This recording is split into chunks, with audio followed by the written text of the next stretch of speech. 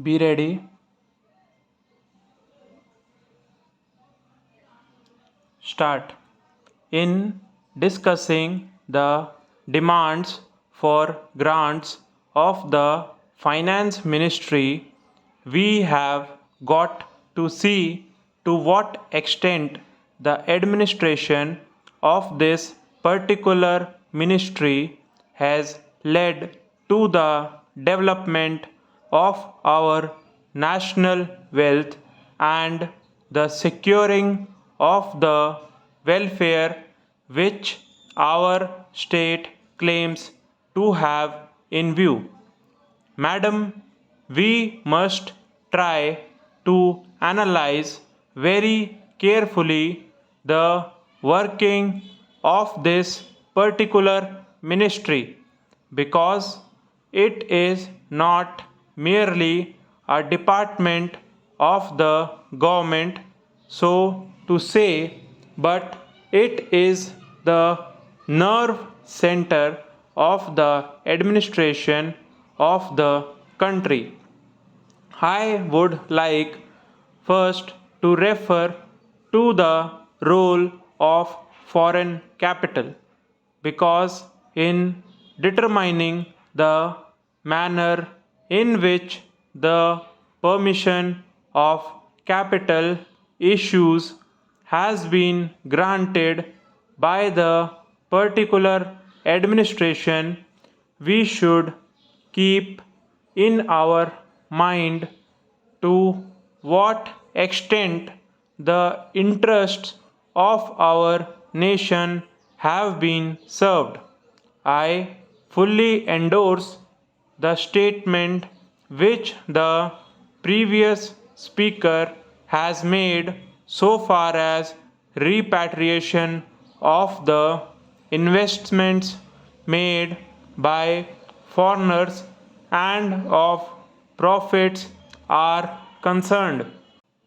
We have dealt with this topic quite a number of times, and I do not want to reiterate anything apart from only supporting what the honorable member who just now spoke said.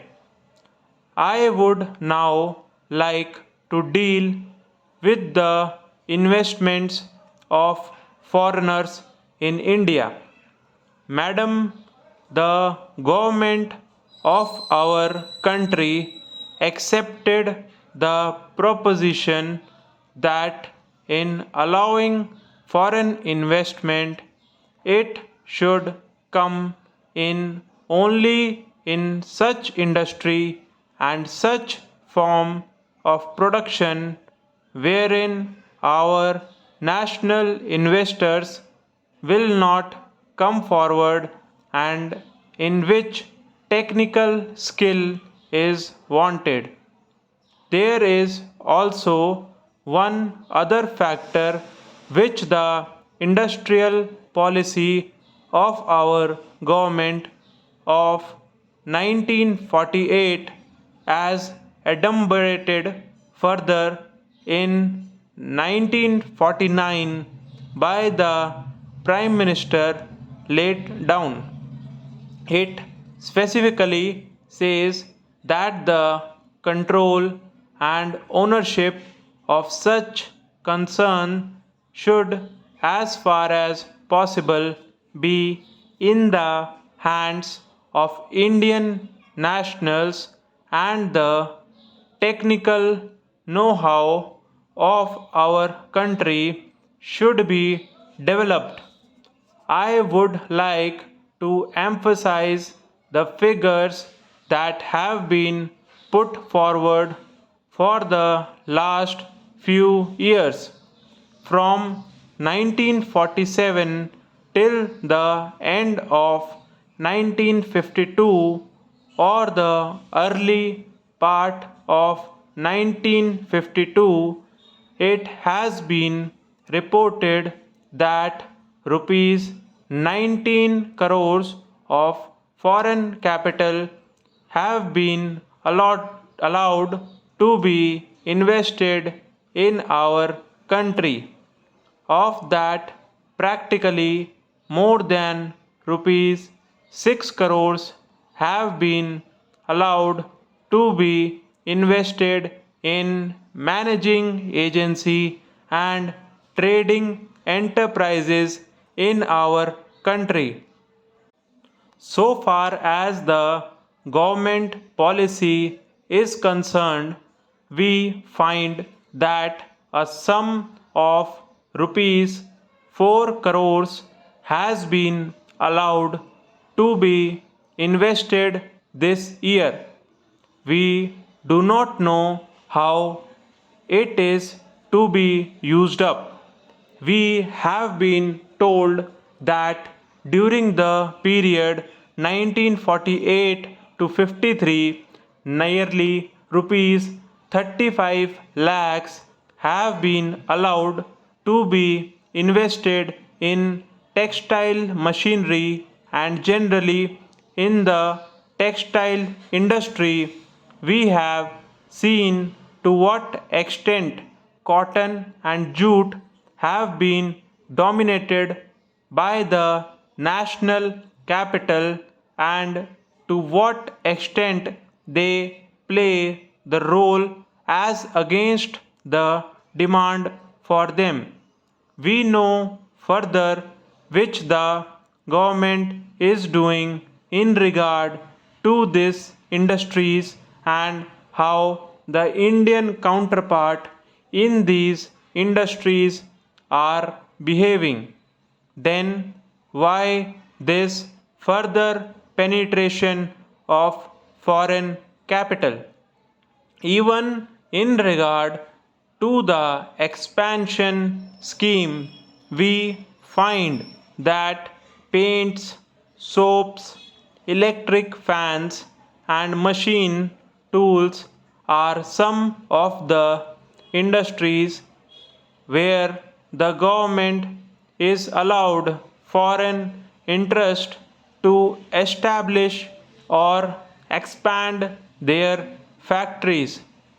It will adversely compete with the production of the country.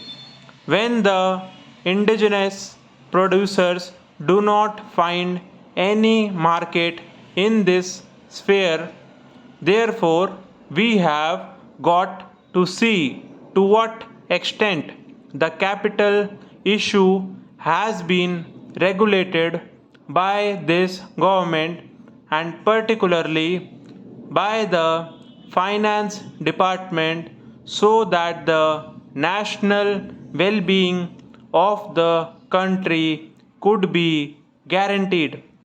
Then we have got to look into the fact as to how far the new industries are allowed to function. So far as the oil refineries are concerned, some of them have been established and some more are going to be established very soon. In the control of the administration, the Indians have no share. There are only preference shareholders and they have no voice in the management. So far as the administrative aspect in this industry is concerned, the most important part of it is the technical know how. They do not guarantee that they will train the Indians. That means they say even after 20 years we will have to face the problem of the know how in respect of the oil refineries. I do not know why the government are showing softness to foreigners in this matter.